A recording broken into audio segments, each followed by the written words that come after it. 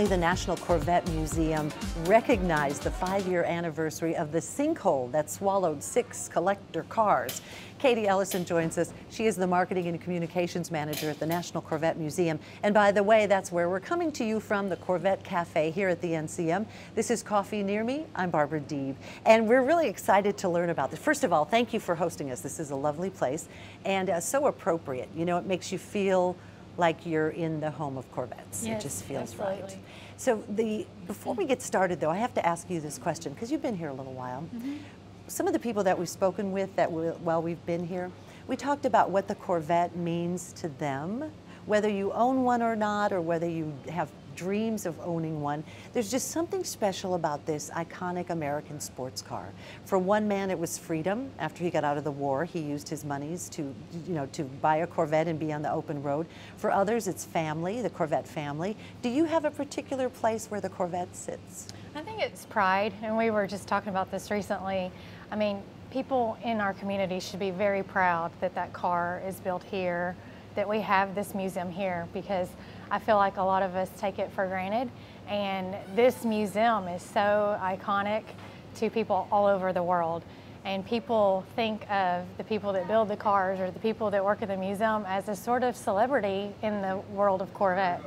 And it's just amazing to know that so many of those cars built here wind up all over the world. And it's the only place that they're built. So I think that being proud of having that piece right here in Bowling Green, Kentucky is something all of us should feel. Well, and 5 years ago, we were feeling the earth move as as the sinkhole. So if you're not from these parts, there's something in these parts. It's a geological anomaly, if you will. We have a karst terrain. We have caves underneath the ground. And if you live here, you sort of know that. And sometimes these things just decide they're going to open up, and they're called sinkholes. And so 5 years ago, and that happened in February. So tell us a little bit about that story. We got a call from our security company that the alarm was going off. So one of our staffers rushed in, didn't really think it would be any big deal, but found 8 Corvettes in the bottom of the sinkhole. We had a cave under the building, didn't know it was there. At the time they did test drillings. The drillings back then had to go about 15 feet down. Our cave was more than 25 feet deep. So even if they drilled right where the cave was, they wouldn't have hit it. So we are lucky that it happened when no one was here. We recovered all of the Corvettes. 3 of them have been repaired, and all 8 are on display about where they were before the collapse happened. That is, you know, it's phenomenal that no one was here at the time. And so now you have decided to capitalize, I don't know if I want to call it that, but you're making the most of a bad situation. Yeah, definitely right? making lemonade out of the situation. We had a 67% increase in visitors the year the sinkhole happened, and we've been up most every year since then, and stayed up. It's about 100,000 extra visitors a year for us, which is fantastic. We've sold jars of sinkhole dirt in the Corvette store, and just every little thing that we could do to create awareness, have an exhibit about it, and just keep telling that story. So when you say have an exhibit around it, that's kind of an understatement. So if you come to the National Corvette Museum, you're going to get to experience a sinkhole. And what I think is really unique is the opportunity, and help us understand what this is, but you've put like a plexiglass or something on top of the sinkhole, of a manhole, where you can look down and see how deep that sinkhole really went. That's creepy, just downright creepy. Well, we talked about keeping the hole, and it just wasn't feasible. So we have an outline on the floor that shows where the sinkhole was, where the cave still is, because we didn't fill all of the cave, we just filled the collapsed portion.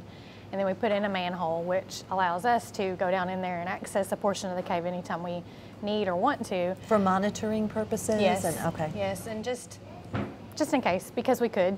So we did that. And then, like you mentioned, it has glass in it. So it's not a very big, it's a 48-inch manhole with 2 windows in it. But you can see the bottom of that portion of the cave, and it drops off from there. And we even did a 360-degree virtual tour so people can explore it for themselves digitally online. So, whoa. And now I happen to be here for some of that when they were removing the cars from the sinkhole.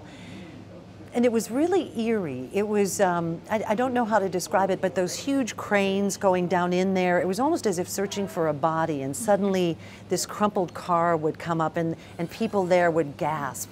I mean, it was really quite an experience. Yes, the first few cars that came out, they were pretty well intact, and then the further down we went, the worse the damage was. So it was interesting from the first car where everyone's excited and it looks like it's in great shape. They even cranked it up and drove it and claps and cheers, and then you get to the last few cars where there's not a whole lot of them left, and just more of a somber mood that I think unless you're a car enthusiast, you may not understand just how people look at these cars, but how it's not just a piece of history, but it's usually a piece of their life. It's something that they've saved up for, that they've wanted for a really long time.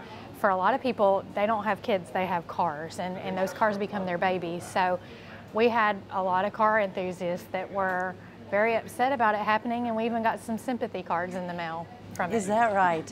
So here's the big question as we sit here now at the Corvette Cafe at the National Corvette Museum. So how safe are we? It's probably the safest spot in Bowling Green. We know it's under our feet now. They did microgravity scans, and for the Skydome itself put in micropiles, so it's like the room's on stilts. And you know, sinkholes are just something, if you live in this area, you're accustomed to. You know they're going to happen. You know, whenever there's a lot of rain, we typically get a lot more of them. And we just hope that the next one doesn't swallow more cars.